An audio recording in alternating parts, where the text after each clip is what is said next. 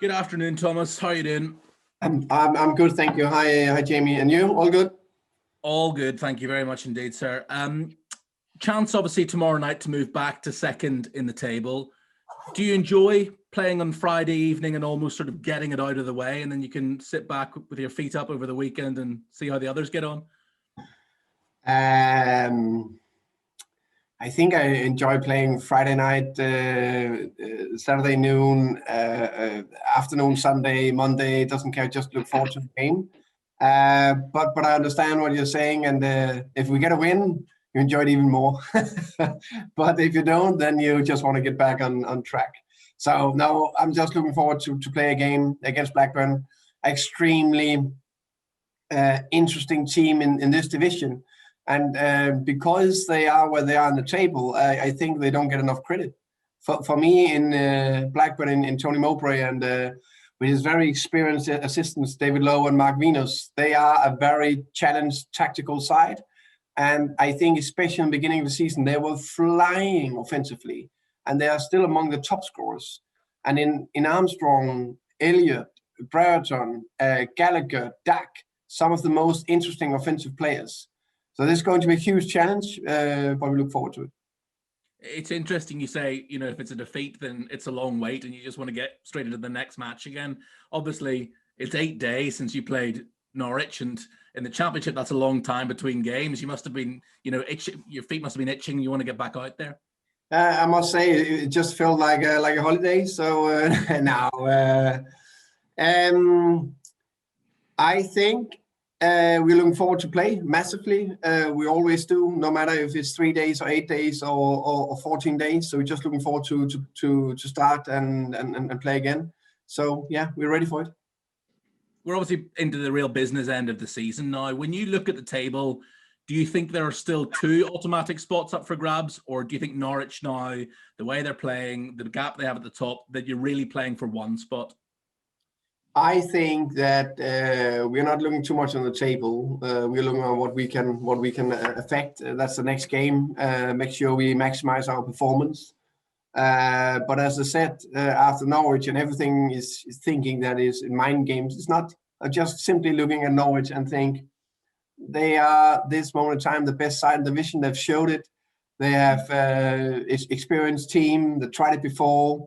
2 seasons ago, same coaching background, no injuries, and they said no, and then they just went into the next game, Luton, boom, 3-0. So no, I don't think they'll look back. I know it's football, I know it's championship, so everything can happen, but nah. Yeah, and just one final question from me. I mean, obviously, it goes without saying that you're desperate to finish in the top 2 and go up automatically, but especially from your point of view, having suffered the heartbreak of the playoffs last year, do you think there are still some mental scars? Are you desperate to finish in that top 2 because you know what the alternative is? I think it's very simple that the biggest task for me and the players and the staff is to keeping all the noise away from us, so we can simply focus on train well today and perform tomorrow. Because if we're thinking too far ahead or thinking too much about your question, we're just getting discharged and not focus on what we actually can affect. So that's the biggest task, and that's the only thing we are thinking about is how can we perform maximum tomorrow and hopefully get 3 points, and then we'll see after that game. Tak, Thomas. Best of luck. You're welcome. Hi, Thomas. How are you? You all right? All you good. well? Thank you, Ian. And you? All good, thank you. I spoke to Tony Mowbray a little earlier, and he was gushing with praise about Brentford, the Brentford model, everything really about Brentford, saying you were ahead of the game, really, in front of every other club in the country, the way you do things. And I just wanted to kind of ask you about the fact that everyone looked to your system at first, or the Moneyball system, however you want to describe it, and maybe wondered how it would work, and now they can see how it's working and how you've managed to make it succeed. And sorry, so the question is what that to try to the last bit I didn't understand. Would you agree you're ahead of the game, and how have you made it succeed? Oh, I think there's a lot of other clubs is doing very well in Championship and Premier League and around the world. But if you look only in the Championship, I think we've done well. I would agree on that. But it's also, I've been here for 4 years, and I can see we've improved year after year. But it takes time, and Rasmus and Phil, I think they've been here 6 or 7 years, and gradually just put an extra layer, and building from there. And now, as you say, that maybe a lot of clubs can see that we have done well. Now it's another challenge. Now we need to stay ahead in some aspects, because we still have a much lower budget than a lot of other clubs. That's what people sometimes forget. I think we are in the bottom 12. And that makes it even bigger challenge. We still need to get the best talented players, or the players nobody else see, or be there on the front foot. And I promise you, I have a lot of talks with players that all think it's fantastic what we do, but then we talk about money, and then maybe other clubs are coming, So it's not like a slap. Oh, we find a nice player. Yes, and I'm very good to how to sell the project. But in the end of the day, it's not like we just sign any other player. But we are in a fine place, but it's just another challenge. So that's good. How much is it down to your own eyes, what you see in a player, and how much down to the stats of the player, or is it a 50-50 mix? I think it's more a 50-50 mix. I think in any other business, it's not only one thing. I think it's about taking the best out of in this case, the data, and use that in the best possible way. It's more about what you don't look at, because you can get blind of all the numbers. And then you still need to use your eyes and your experience and to discuss it. And then the third thing is, I think you need to be very much aware of what are you actually looking for. And what kind of strategy and what kind of style of play do we have, and what position description do we have for the certain position, like a winger or 9. So all those 3 things are key. Quite often you'll unveil a player, or you'll bring in a player that no one's heard of, no one has any idea whether they're any good or not, and clearly they are, and clearly your coaching brings them through. I mean, for example, Norgard is one, Jan Out, who scored from 30 yards in your last home game, is another. I mean, nobody would have known who he was at the beginning of the season. And you're prepared to give players who are, inverted commas, unknown, their chance, and their chance for you to coach them. Yeah. Yeah,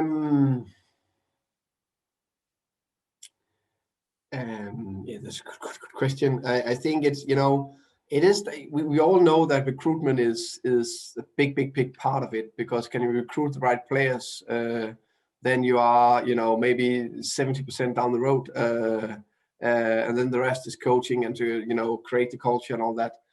So we've been good at that, and also sometimes a little lucky in that aspect. But I think in general, I think we've done a very good, how can you say, structured, I'm searching for the word. I don't have it in English or Danish. We just done our homework. We went in depth with everything to find the right player for the right position, and then got them, and then together we tried to bring them forward. It doesn't matter if it's a well-known player or a not that well-known player. We still need to coach them and try to make them better and try to fit them in the way we like to play. Just 2 more. First of all, your first season when you were at Brentford, you finished 11th, and then, of course, next 2, you've been knocking on the door of promotion. I mean, just tell us about, did you know when you took over from Dean, yeah, I can get this team in and around getting into the Premier League? Did you know straight away you were going to be able to do that? That's a good question. I think first and foremost, it's not only about me. I have a fantastic staff in this club, and there's a lot of people who is making this a relatively successful club.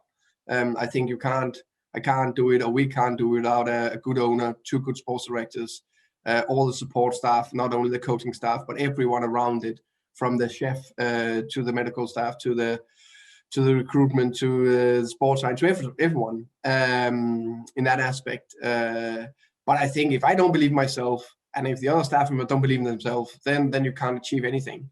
So of course we believe in ourselves that we can create something, but it's very hard work, and it's down to the final margin to make the big results. But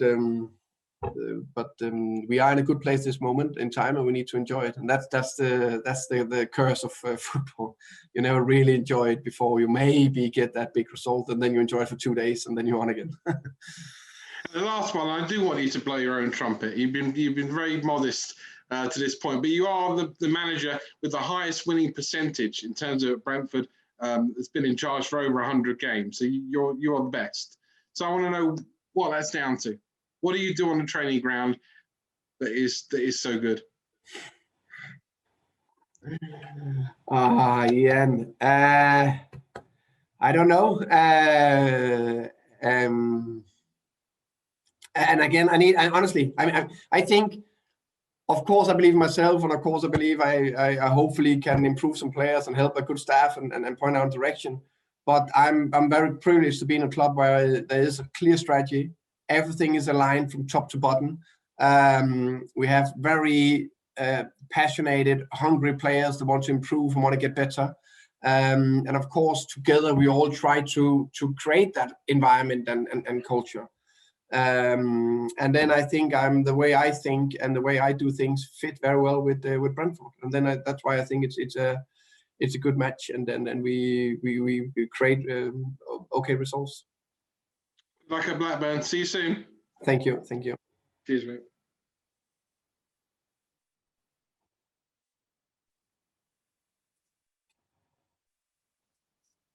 Hello, Thomas. Sorry, Emma here at BBC London. I'm standing in for Phil, who's having a day off. No problem. Team news-wise, can you give us an update? I understand Pontus Jansson's been training this week. How close is he to being ready, fit again? He is getting very much closer, and it's so good to see him training full with the team again. So now is the final assessment of his fitness level. I would say that medical-wise, no problem. Now it's just to get him up to top speed, and there'll be a day-to-day assessment. But it's getting very much closer. As far as other players are concerned, who else might be coming back? No, not compared to the last squad. No, everyone from that squad will be available. Having not had a game on Saturday, what did you take? Was that an opportunity for you to do more training or to allow the players to have a bit more rest? What did you do? A bit more rest. I think it is what it is, and we are coping very well with it in terms of performance and so on. But there is no doubt that they have played a lot of games in a shorter period than normal. So we used it to give them 2 days off, Saturday and Sunday, and then they were back flying Monday morning and training, and it was fantastic to actually be able to train Monday and Tuesday, and not only have a match day -1 training where you can do a little bit of tactical work. On the flip side was that we had a B team game Sunday where quite a few of the first team players got some valuable minutes. And I suppose it also means that having to play on a Friday night doesn't seem quite as much of a challenge. You don't feel as if you're having to kind of play ahead of all the other teams in those promotion places, and you're missing sort of 24 hours that they've got. No, I think in the end we talk about that sometimes, and then it depends on what kind of narrative you want to create to the players or the surroundings. I'm a little bit, a few times, we played against I think it was Bournemouth, and they had 10 days off, and we managed to beat them because we had only had 2 days between them.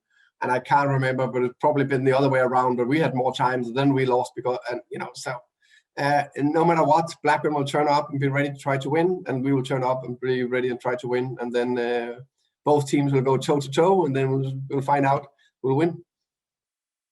You were talking about earlier about how much you're impressed by Blackburn and by Tony Mowbray, despite a few recent bad performances, it seems, from them. But certainly a team who gave you a tough test in December, took some points off you. And I'm sure you're expecting a similar challenge this time, aren't you?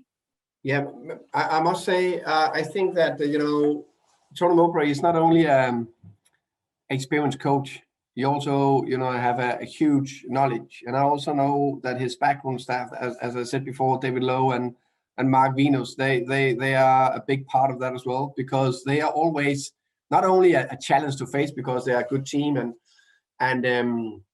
play good football, but there's also a tactical challenge. They always change it a bit, or they always made it difficult for you in the way they press and the way they build up and the way they have their offensive positions. And then on top of that, as I said earlier, that in Armstrong, Brereton, Gallagher, Elliott, Dak, some of this division's most interesting offensive players.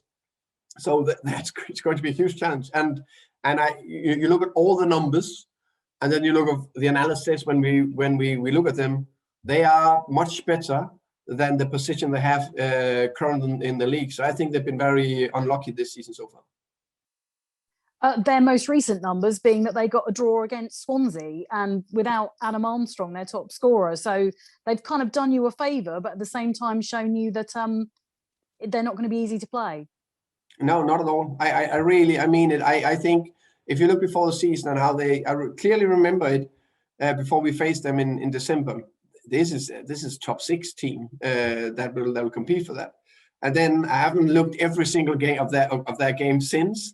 So, but it could be down to injuries, a little bit unlucky. It could be a lot of other things, because I think they have a good team and a very good coaching staff. As for Brentford, you've lost your last 3 away from home. Is that a cause for concern at all? I didn't even know that we lost the last 3 away from home. So, no. Fair enough. You've done all right before that. Do you feel that you've kind of got over what some people were worried was a blip that was turning into a bit more than that? 100%. Do I think we can win tomorrow? Yes. Do I know that we can lose? Yes. So we are playing in the most competitive league in the world, but we are ready for it, and I think we are in a good place, and we are ready to attack tomorrow. Thank you. You're welcome.